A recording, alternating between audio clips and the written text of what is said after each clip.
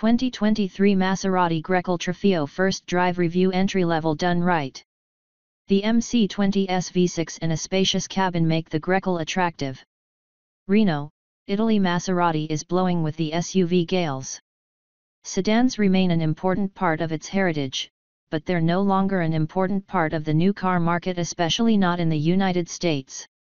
Investing time and resources into filling sedan-sized gaps in the lineup would be like moving the deck chairs on a sinking cruise ship, so the Italian company is taking a different path to growth by expanding its SUV range. Named after a Mediterranean wind, the Grecale is positioned below the Levant and aimed directly at the Porsche Macan. It's not a supercar, but the Grecale is arguably the most important car that Maserati has ever released, one that could ultimately represent nearly half of its sales. I traveled to a town called Reno, not the place that Johnny Cash shot a man in, to get a feel for the smallest Trident. First, let's dispel a myth: the Grecale is not merely a rebodied Alfa Romeo Stelvio. Sure, both Italian people movers are built on the Giorgio platform, which also underpins the Giulia and the latest Jeep Grand Cherokee, but several key changes were made in-house by Maserati. We started with the Giorgio architecture, and we added the features that are typically found in upper segments, an air suspension system. For example, Federico De Medio, the company's head of vehicle validation, told me.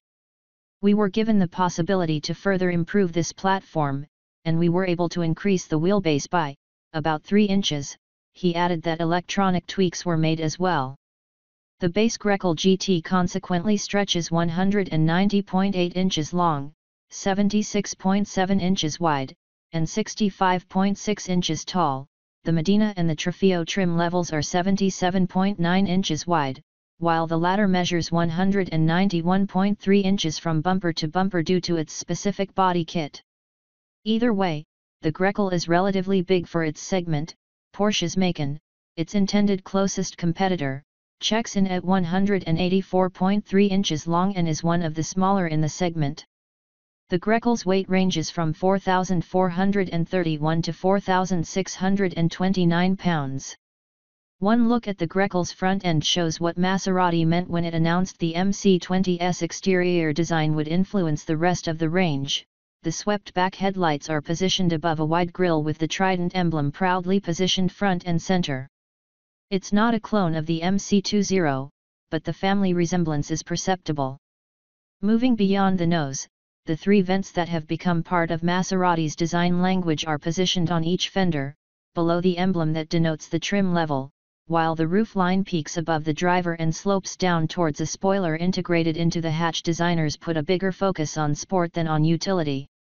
And, the shape of the rear lights echoes the units fitted to the 3200 GT released in 1998. Odd choice? Not really. Don't forget that was nearly a quarter of a century ago. Inside, the Grecale offers just the right amount of technology. All of the features that buyers expect from a luxury car in 2022 are accounted for, like a digital instrument cluster, but none are overwhelming. Drivers seeking a screen that's wider than the original Mini will need to shop elsewhere. Maserati explained that its goal wasn't to make the Grecale feel like an iPhone on 4 wheels. Screens were never something that we were known for. And, to be honest, I don't think that we want to be known for screens. Is the industry at peak screen? But, at the end of the day, we also want to reduce the amount of clutter in the car, so the result is what you see here, company design boss Klaus Busey told me during the car's unveiling. It's an approach that should influence many upcoming cars. It works, too. The dashboard's design is clean, elegant, and all of the controls are placed where you expect to find them. One of the coolest features is the round screen positioned right in the middle of the dash, above the still sizable 12.3-inch touchscreen that displays the infotainment system. It's almost smartwatch-like in the sense that it can be configured to display a clock, a compass, a meter that shows pedal inputs, and a G-force meter. It also displays a phone-shaped icon when the wireless device charger is sending juice to your phone. For a company rooted in luxury, Maserati has made a few notable missteps in recent years, raiding the Fiat Chrysler parts bin for some of the Ghibli's interior parts, for example, looked better on a corporate balance sheet than in showrooms. Luckily, there's not much of that in the grecale. The cabin is built with quality materials that look and feel like they belong in a luxury car, though the buttons on the steering wheel are shared with the aforementioned Grand Cherokee, which, to be fair, has a legitimately luxurious interior. My test car came equipped with gorgeous red leather upholstery and cool carbon fiber trim left bare, so it's textured to the touch rather than glossy. There are countless other ways to configure the grecale, of course, including different upholstery, stitching, and trim choices. And, the sky, or, more realistically, your wallet, is the limit with Maserati's Fuori Serie program. Maserati offers the grecale in 3 flavors, GT, Modena, and Trofeo. Power for the GT comes from a turbocharged, 2.0-liter 4-cylinder engine that works jointly with a 48-volt mild hybrid system to develop 296 horsepower and 332 pound-feet of torque. Stepping up to the Modena unlocks a 325-horse evolution of this drivetrain with the same amount of torque. Both come with an 8-speed automatic transmission and all-wheel drive. Pictured above, the range-topping Trofeo receives a model-specific version of the excellent Nettuno V6 inaugurated by the MC20 in 2020. Maserati didn't quite hoist the twin-turbocharged 3.0-liter directly out of the MC20. In the grecale, the 6-cylinder features a wet sump oiling system, revised turbochargers, and cylinder deactivation technology that shuts off the right bank in low-load conditions, like when cruising on the highway. All told, the Trofeo puts 523 horsepower and 457 pound-feet of torque under the driver's right foot. That's down from 621 and 538, respectively, in the MC20.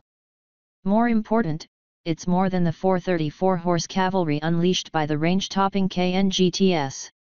My time behind the wheel was limited to the Trofeo, which is an excellent way to get acquainted with the grecale. In the MC20, the Nettuno V6 is an advanced masterpiece of an engine that's full of brio, it's responsive and it sounds great, especially at higher revolutions. It loses none of its character in the grecale, and the supercar heart gives this family-friendly SUV a dose of Italian flair that helps it stand out in an increasingly crowded segment. That's not to say that the grecale drives like a supercar, it doesn't and it wasn't designed to, but it's seriously quick. And the 8-speed automatic transmission, a beefier version of the unit fitted to 4-cylinder models, fires off quick shifts, either on its own or by using the massive steering wheel-mounted paddles. Don't shift up too soon. The engine doesn't generate its peak torque output until 3000 rpm, and peak horsepower arrives at 6500 rpm, so it really comes alive when you explore the upper echelons of the rev range. While the grecale is all-wheel drive only, the rear-biased Giorgio platform unlocks the type of sporty handling normally associated with the Maserati name. It's clear that driving dynamics played a significant role in chassis development. The overall package feels tuned with comfort in mind, however, which is normal considering that the grecale's main mission isn't to set a record at Monza, it's to comfortably carry a family and their gear. The suspension is firm but not harsh, even in its sportiest setting, and the steering is reasonably direct without a ton of feedback. It's not raw. It's just athletic enough to satisfy most buyers, and the 3.6-second sprint to 60 miles per hour amplifies this impression. Huge brakes keep the Nettuno in check. The front calipers are 6-piston units provided by Brembo.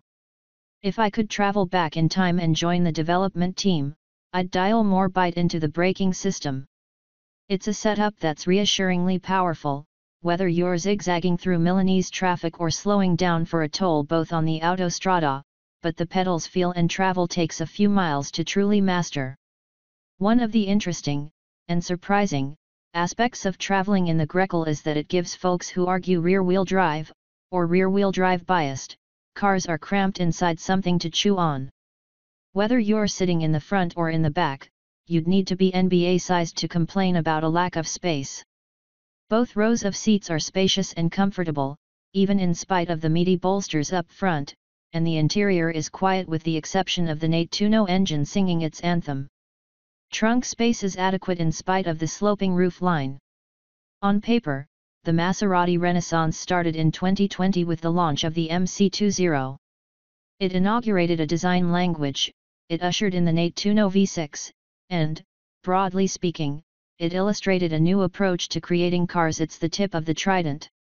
But, it's also a halo car, and it stands to reason that designers and engineers were given a lot more leeway during the development process, because an exotic two-seater with a mid-mounted engine isn't a terribly price-sensitive car. Conveying these attributes to the compact SUV segment, a turf that Maserati has never been present in, was a risky move. Yet my time driving the Grecale suggests that the company pulled it off.